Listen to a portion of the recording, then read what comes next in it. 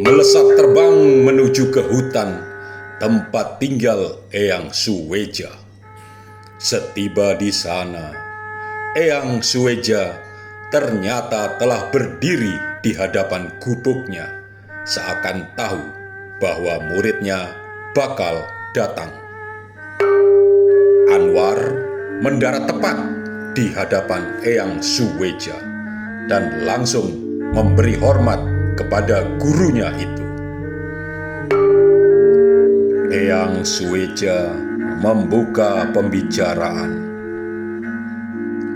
Anwar, cucuku, saatnya telah tiba bagimu untuk mengetahui siapakah sebenarnya diriku dan siapa sebenarnya dirimu. Anwar diam tertegun, mencoba menerka maksud ucapan gurunya itu. Belum habis keheranannya, tiba-tiba tubuh Eyang Suweja berubah menjadi api raksasa yang berkobar-kobar. Anwar mundur beberapa langkah. Eyang. Anwar, sudah saatnya engkau mengetahui siapa sejatinya dirimu dan siapa sejatinya diriku. Suara sang api bergema menggelegar. Ketahuilah bahwa sesungguhnya aku adalah Azazil yang hadir dari baranya api yang berkobar-kobar. Jauh sebelum manusia diciptakan, jauh sebelum para raksasa atau buto diciptakan, bahkan jauh sebelum para demit dan siluman diciptakan, bangsaku telah diciptakan terlebih dahulu. Maka boleh dikata bangsaku adalah makhluk berkesadaran pertama yang diciptakan di bumi ini. Suara Azazil menggelegar ke segala penjuru. Azazil melanjutkan, dan engkau adalah cucuku. Cucuku dalam arti yang sebenarnya.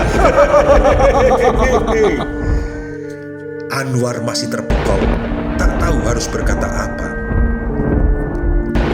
Azazil kembali berujar, aku mengenal kakekmu, Adama, dulu ketika ia dan nenekmu Sahawa masih tinggal di Fahjana, sebuah negeri subur makmur di bumi belahan timur, nun jauh di sana. Setelah kakek dan nenekmu pindah ke Kusnia Malebari dan mempunyai cucu yang bernama Anwas, yakni kakakmu, timbul keinginanku, bagaimana bila aku menciptakan jenis manusia baru, perpaduan atau gabungan antara manusia dengan api berkesadaran. Aku yakin makhluk jenis baru tersebut akan lebih sakti, lebih dahsyat, bahkan lebih sempurna daripada sekadar manusia biasa maupun bangsa api berkesadaran. Maka aku mengutus putriku yang bernama Dewi Delajah untuk menitis, menyatu dengan Dewi Mulat, ibumu. Dengan mengambil alih kesadaran dalam diri Mulat, maka sesungguhnya peran Dewi Delajah jauh lebih dominan dibandingkan Dewi Mulat. Hingga lahirlah dirimu, Anwar. Maka selain engkau adalah cucu Adama, engkau juga cucuku. Tawa Azazil bergema menakutkan.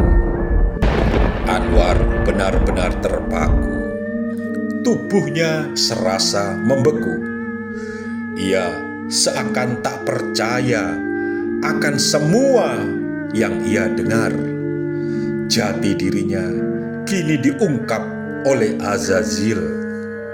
Tak dapat bergerak, tak dapat berkata apa-apa. Anwar yang biasanya cerdas menukas, kini tak bisa apa-apa selain terus menyimak dan mendengarkan. Engkau adalah makhluk istimewa.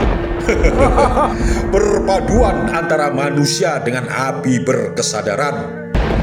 Jika manusia biasa, walaupun setengah mati kuajarkan berbagai ilmu kedikjayaan, tidak akan pernah bisa mencapai tingkat kesaktian setinggi dirimu, karena tak ada benih kesaktian di dalam dirinya. Berbeda dengan dirimu yang telah membawa benih kesaktian sejak lahir. Maka semua ilmu kesaktian yang kuturunkan kepadamu mudah bagimu untuk menguasainya. Bahkan secara alami berkembang lebih hebat lagi. Tawa Azazil bergema penuh kegembiraan karena ia merasa telah benar-benar berhasil menciptakan jenis makhluk baru di bumi ini.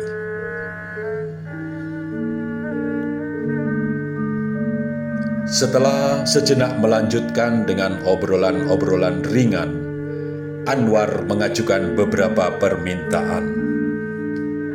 Eyang Azazil, seperti sering aku sampaikan sebelumnya, aku ini ingin hidup abadi. Bisakah aku kini ditunjukkan jalan untuk mencapai kehidupan yang abadi itu? Azazil terdiam, seakan ia masih memikirkan jawabannya. Anwar pun bertanya kembali. Aku juga ingin melihat surga dan neraka. Bisakah Eyang mengantarkan aku ke sana? Aku ingin tahu surga itu seperti apa dan neraka itu seperti apa. Kakekku, Sang Hyang Adama, dan ayahku Romosis sering bercerita tentang surga dan neraka. Aku penasaran seperti apa surga dan neraka itu. Azazil masih terdiam.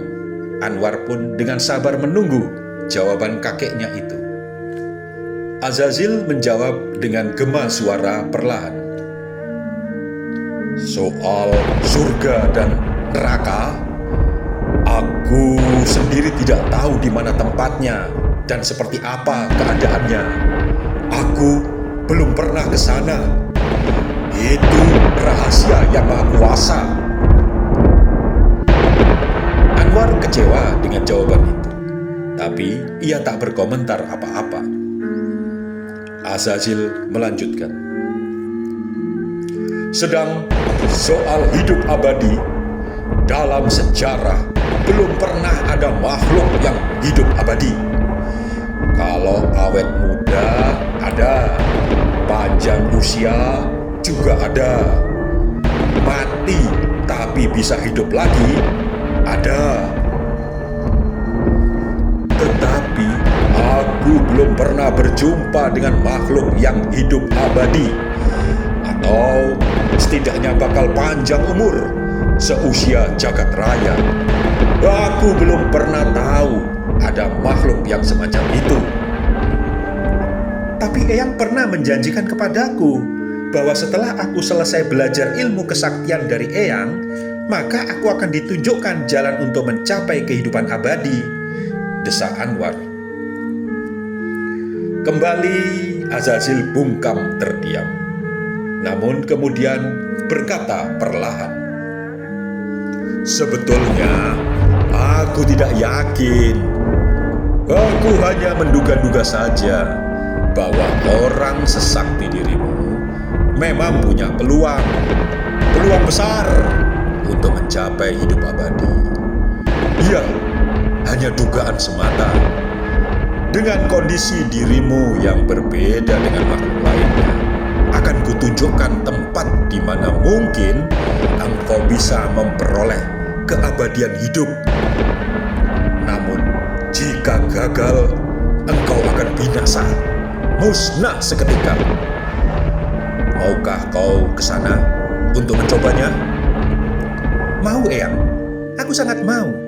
Risiko apapun akan kuhadapi. Maut pun akan kulawan, tegas Anwar penuh semangat. Baiklah cucuku, ikutlah aku.